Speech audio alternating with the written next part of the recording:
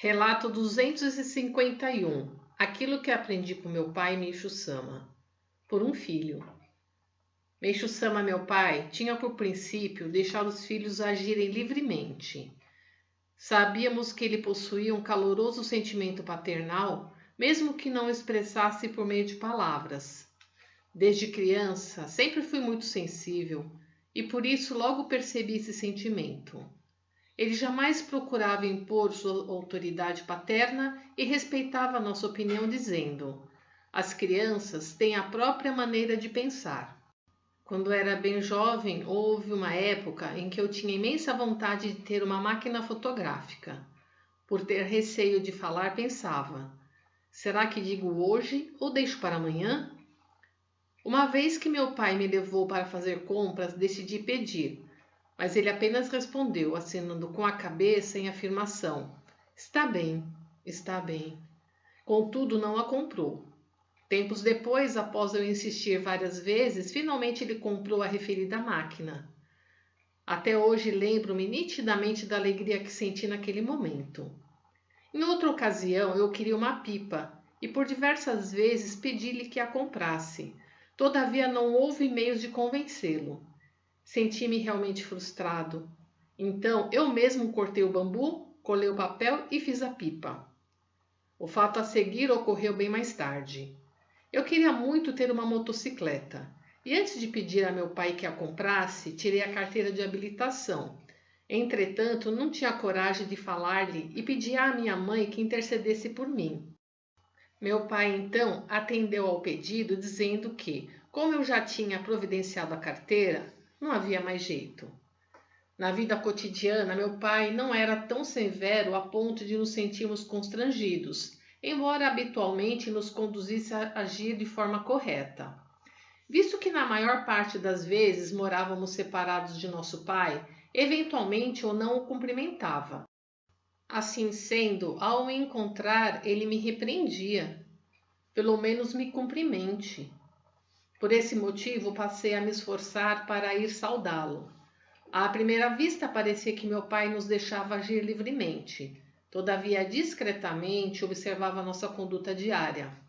Ele não nos impunha uma disciplina rígida, mas se fazíamos algo incorreto, repreendia-nos severamente. Na época em que morávamos no bairro de Omori, meu pai mantinha em sua residência muitos pacientes em tratamento. Ele era bastante criterioso na escolha dos alimentos dessas pessoas. Por essa razão, não era permitida nenhuma extravagância para nós crianças. Peixe, por exemplo, só comíamos de vez em quando. Nossa casa ficava quase sempre repleta de doentes que às vezes chegavam a ocupar até mesmo o nosso quarto. Meu pai usava toda a sua energia em favor dessas pessoas. Embora eu ainda fosse muito jovem, vendo sua maneira de agir, dizia a mim mesmo: ainda que nas refeições diárias sejam servidos apenas peixe seco e picles, não posso reclamar. Por volta dos 21, 22 anos comecei a fumar, e meu pai disse que ainda era cedo para isso. Em sua juventude, ele havia decidido que não fumaria até os 30 anos e assim procedeu. Os jovens de hoje, após atingirem a maioridade, consideram-se adultos e querem agir como tal. Meu pai assim se referiu a isso. Mesmo tendo chegado à idade adulta, se psicologicamente ainda for uma criança, não há o que fazer. Portanto, é muita ousadia sua querer fumar com essa idade. Ainda não é momento. Durante minha adolescência, em seus momentos de folga, meu pai sentia prazer em fazer pinturas em biombos ou em leques. Suas obras tinham temas como lua, pêssego e outros. Desde jovem, ele apreciava fazer desenhos.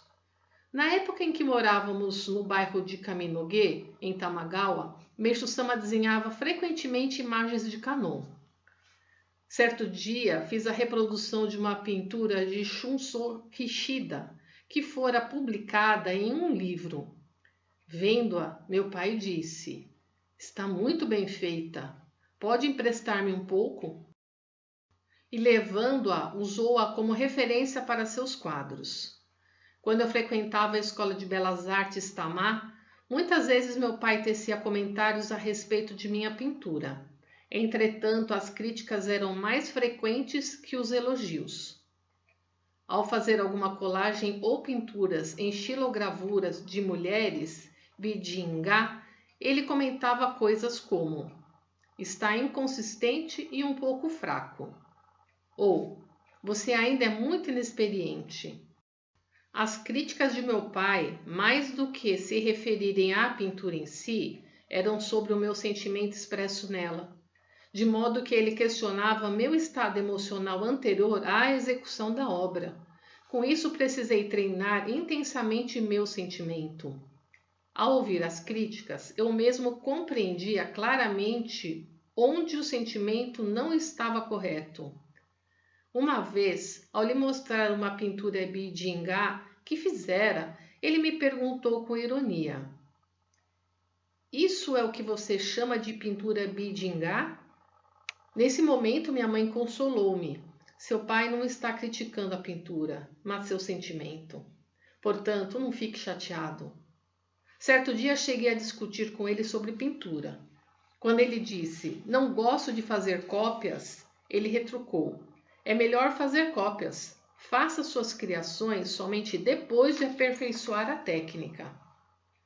Nesse ponto, opus-me muito por achar que estava imitando os outros. Por outro lado, já que o ato de copiar também era importante para o aprimoramento artístico, resolvi seguir seus conselhos. Meu pai frequentemente dizia: só após os 60 anos é que se compreende realmente a pintura.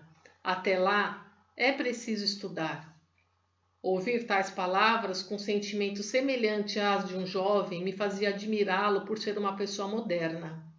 Ele sempre advertia: para se tornar um autêntico pintor, você precisa ser mais arrojado nos temas, e os traços devem ser mais fortes. Pinte tendo em mente a época em que você está vivendo. Creio que ele me chamava a atenção nesse sentido, porque eu sempre participava da exposição do Instituto de Artes do Japão, mas nunca era classificado. A primeira vez que isso ocorreu foi no outono de 1955, após sua partida para o mundo espiritual. Parece que meu pai não se interessava muito por esportes. Sempre estranhei seu desinteresse, já que ele era uma pessoa de reflexos muito rápidos. Uma vez perguntei-lhe: em qual esporte o senhor é bom? Ele respondeu: judô. O senhor já praticou judô? Não, parece, retruquei em meio a risadas. Meu pai aparentava gostar de natação. Tenho uma lembrança de infância de quando nossa família foi à cidade de Kamakura. Na ocasião, ele nadou com habilidade e estilo livre. Extraído do livro Reminiscências sobre Meishu-sama, volume 1, página 339.